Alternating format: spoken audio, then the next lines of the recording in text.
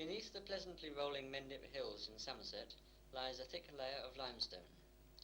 This was laid down during the Carboniferous age on the bed of some primeval sea, and has since been raised by earth movements to a height of about 1,000 feet. The beds of rock, which were formerly horizontal, have now been twisted and fractured by terrific pressure, and have been attacked by acidic waters that run off the older and more impervious sandstones. Where streams run underground, the water has dissolved the limestone to form large and complex cave systems that make the Mendips one of the major areas of interest to the cavers and potholers of Britain.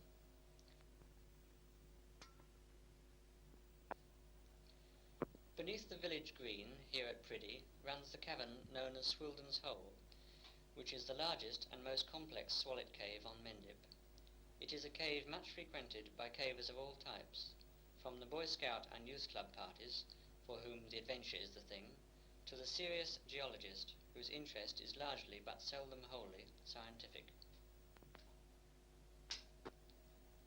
This film tells the story of two parties of members of the Wessex Cave Club carrying out what is a typical Sunday morning working trip.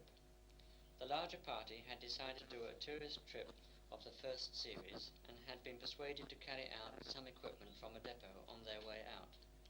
They were also to ladder the pitches and leave the tackle in for a second party of two cavers, who were to go on to a more remote part of the cave. After changing into caving gear, the parties made their way across the fields from Manor Farm to the cave entrance.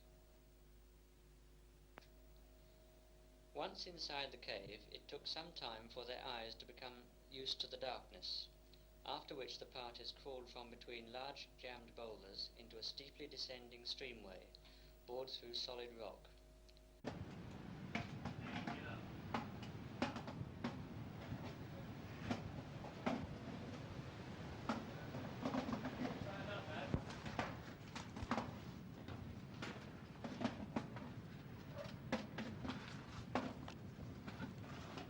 Pass it down.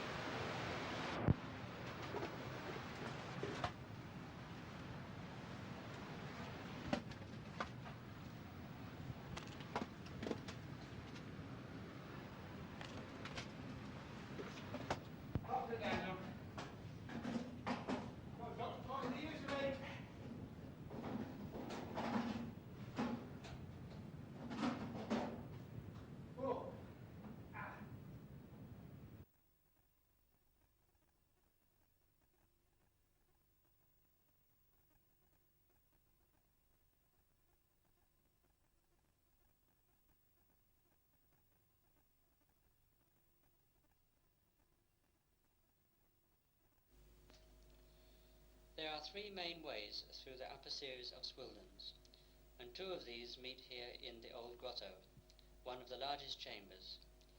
Here there are many examples of the stalactite formations caused by the precipitation of dissolved calcium salts when water is lost by evaporation. This cave is well known for the exceptional quality of its formations, although many have unfortunately been dirtied or damaged by careless explorers.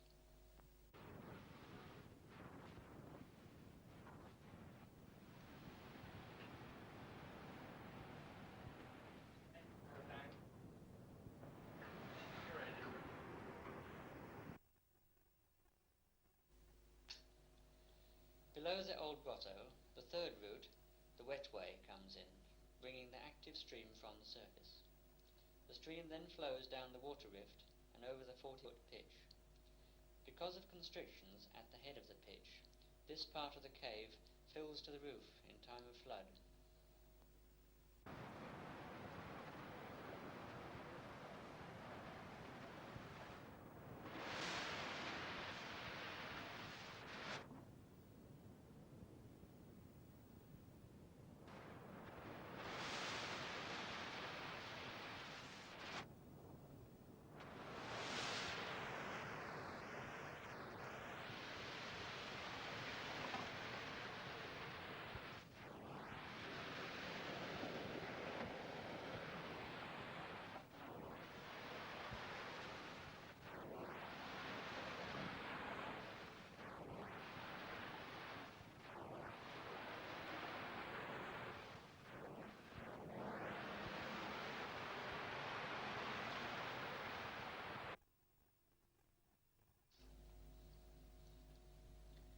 pitch is passed by climbing ladders which were in earlier days made of rope and wood, but are now almost exclusively of lightweight alloy and steel cable. The ladder is fastened to two wall bolts which have been permanently fixed, and the water is deflected from the man on the ladder by a pipe cemented to the rock.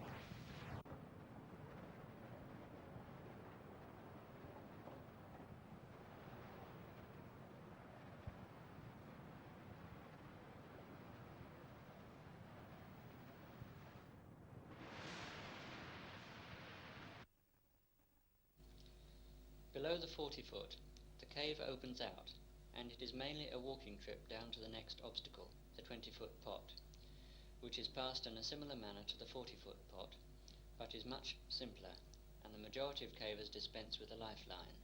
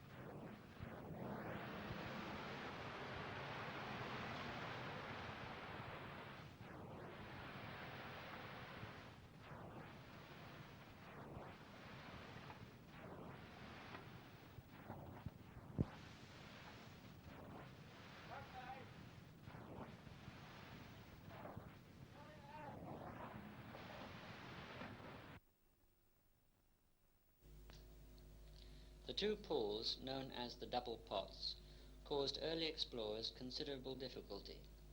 They are some 4 to 5 feet deep, and it is possible to climb round the edge and stay dry, providing that by some miracle you are not already wet. Most cavers fall in sooner or later, and there is a saying that you are not a true son of Mendip until you have fallen in one of the double pots. In these days of waterproof clothing, such a fall is quite harmless.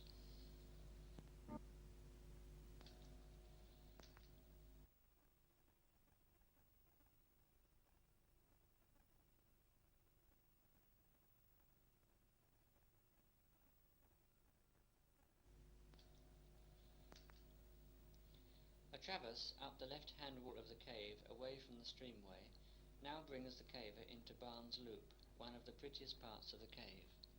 It was formerly known as the White Way, and its floor was pure white crystal. Now, however, it has inevitably been ruined by the passage of 2 generations of cavers.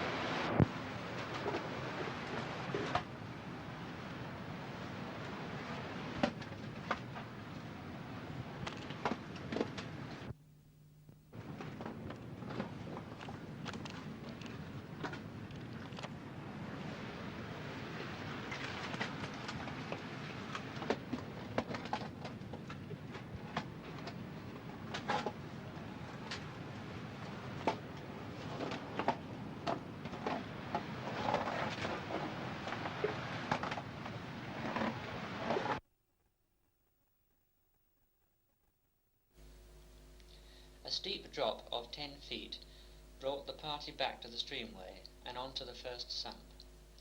Here the water completely fills the passage, and the dive of 6 feet is necessary to pass into the second series.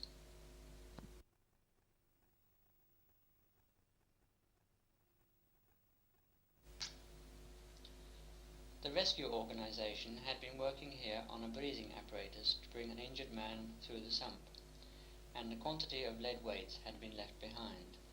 The Wessex party were to bring them out.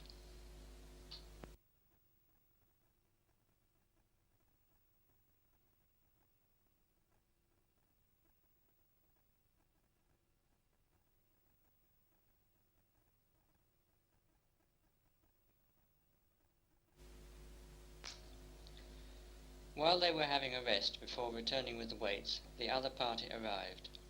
After arranging about the ladders, they dived the sump into Swildons too.